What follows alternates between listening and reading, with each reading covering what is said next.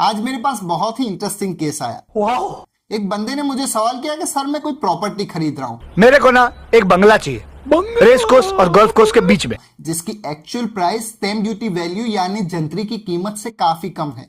तो इस केस में मुझे कोई प्रॉब्लम हो सकता है। अब इस केस में पहले तो जो सेलर है उसको सेक्शन 50C लग जाएगी, जो कहती है कि अगर actual sale price stamp duty value से कम है तो इस केस में इनकम टैक्स गिनने के लिए एक्चुअल सेल प्राइस की जगह पे स्टैम्प ड्यूटी वैल्यू को ही लेना पड़ेगा। फिर से बताओ क्या क्या करना पड़ेगा।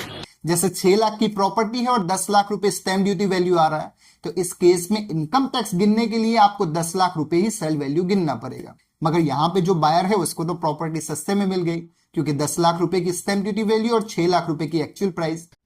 इतनी खुशी मुझे आज तक। तो यहाँ पे इसको जो 4 लाख रुपए का फायदा हुआ वो इनकम टैक्स डिपार्टमेंट को बर्दाश्त नहीं हुआ।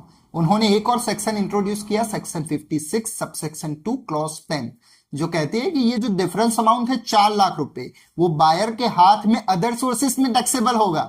मतलब आपने भले प्रॉपर्टी सस्ते में खरीदी, ना तो इससे सेलर का कुछ फायदा हुआ ना ही बायर का। बड़ा हरामी हो बेटा।